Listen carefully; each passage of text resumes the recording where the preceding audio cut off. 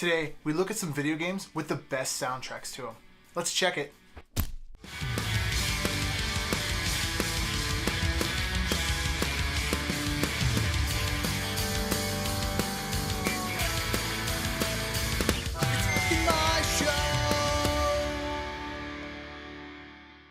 No matter what age you are, you've played a video game at some point in your life. Hell, nursing homes even have Wii Fit in them anymore these days. For this list, I'm going to kind of exclude the more epic soundtracks, and while your Legend of Zelda, your Halo, and even Super Mario and Contra are all awesome, this is a punk rock channel, and I'm trying to stick to that niche. So without further ado, let's jump into it with some honorable mentions first. The first one has to be Madden 2004. Now I know what you're thinking, a football game?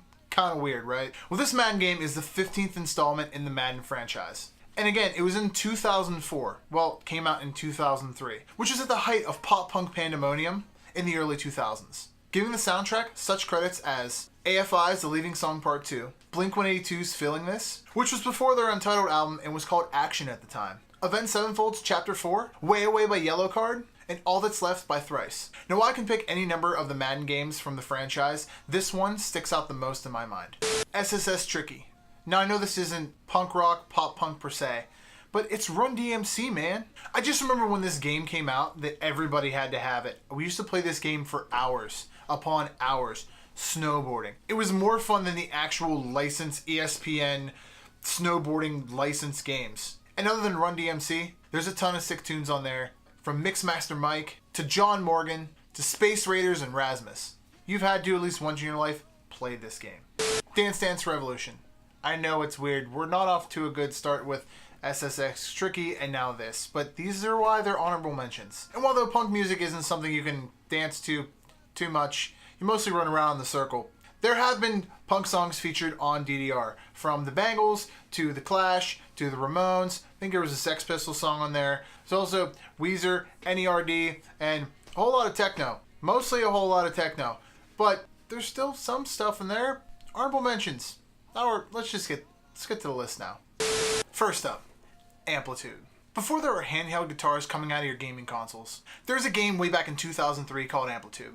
Not to be confused with the slightly more expensive DAW plugin by IK Multimedia.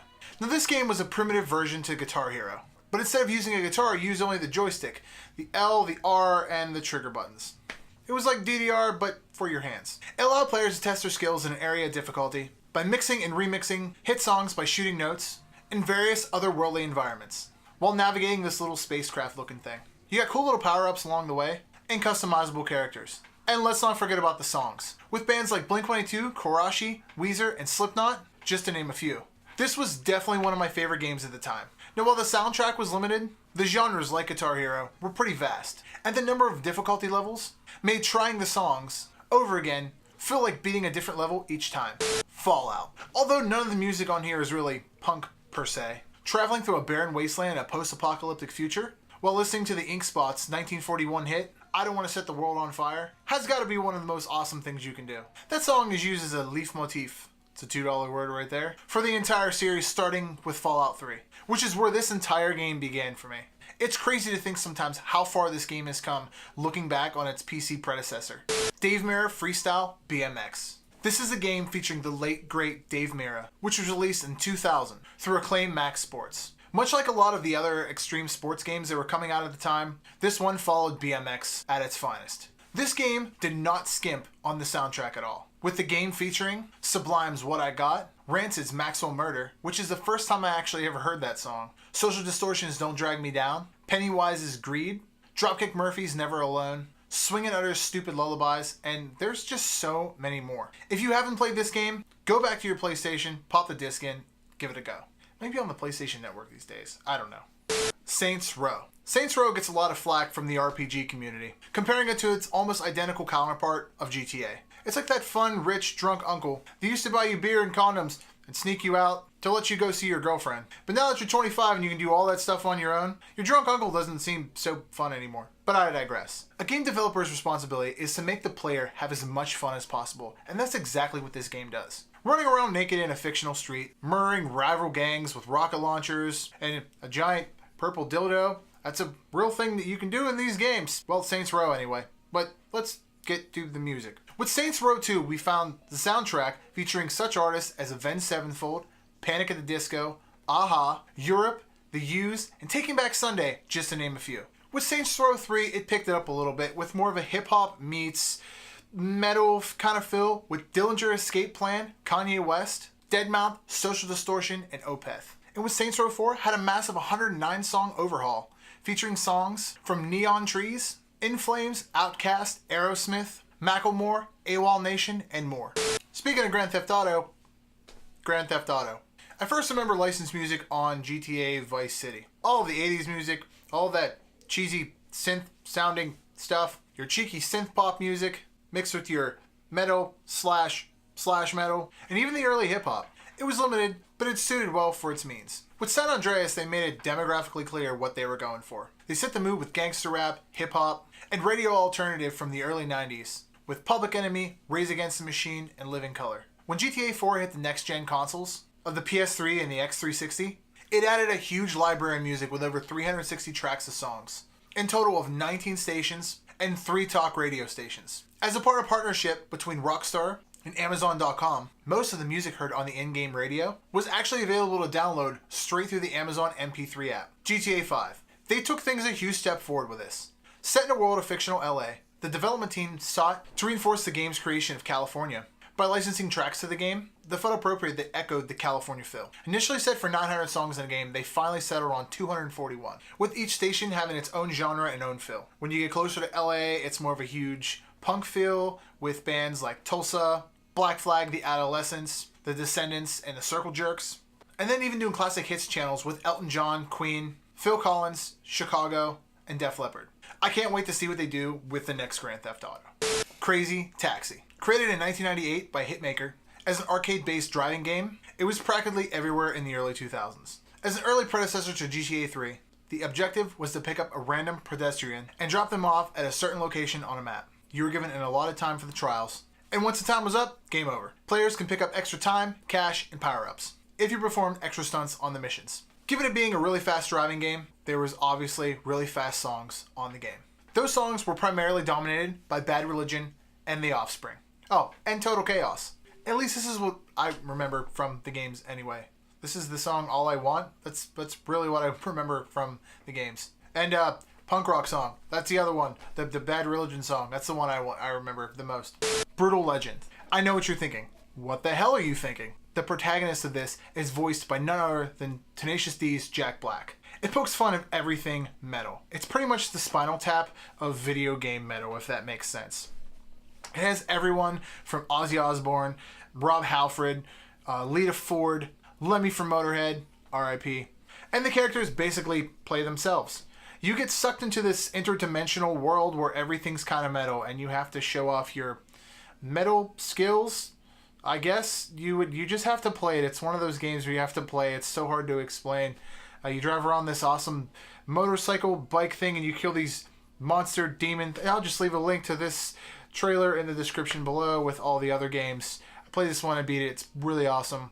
Trust me on this one. There's also over 80 tracks, or I think 80 tracks of just awesome metal songs from all aspects of the metal genre. From old school metal, meaning like Anvil and Anthrax, to old school hair metal, to like Whitesnake and Motley Crue, to the blackest of dark metal, bands like Cradle of Filth. These bands are all on this. So, I mean, if there's one game on this list you gotta check out, I mean, it's gotta be this one. It's not punk, but Brutal Legend. Give it a checking out. Guitar Hero. What do you want me to say about a game that started an entire genre of gaming? It revolutionized the way people look at the guitar. Post Malone started playing guitar because of this game. He got so good at Guitar Hero that he couldn't play anymore, couldn't get any more expertise, so he picked up a guitar and was like, I'm just going to play this now. The first Guitar Hero game I got was number 2. It was awesome, but something seemed off. Yes, the songs were licensed, but it wasn't the original artists. They were re-recorded versions of the original song. That aside, the game was still awesome, and it was something that I've never seen before, never played before. And that jump-started something new for me, and for the rest of the world. Then enters Guitar Hero 3. With the success of Guitar Hero 2, green-lighted the full-fledged licensing of music for the Guitar Hero 3 game. Guitar Hero 3 was the pinnacle of the game's success, with crazy unlockable songs, and of course, Through the Fire and Flames. Artists themselves started jumping on the news craze, and lending their own bodies to mocap to be featured in the game themselves, including guys like Tom Morello and Slash. Then came Guitar Hero World Tour, which put a whole new spin on things, which also came with a drum set, a microphone, and I guess a bass guitar, which is kind of the same thing as a guitar, but whatever. You could basically be your own band. Artists from all walks of the music industry used their bodies for mocap for this game, including Travis Barker, Ozzy Osbourne, Zakk Wylde, Billy Corgan, Hayley Williams, and Ted Nugent. It's died down throughout the years, but it's Guitar Hero, man. Everybody loves it. And last but not least, Tony Hawk's Pro Skater. Not only did I want to pick up a skateboard whenever I was 14 or 15 years old, but I also wanted to pick up a guitar whenever I was 14 or 15 years old because I didn't know those types of songs. I was kind of stuck in the top 40 hits mentality then. Yes, looking back at the first Tony Hawk's game, the graphics were kind of poop, but that was the times.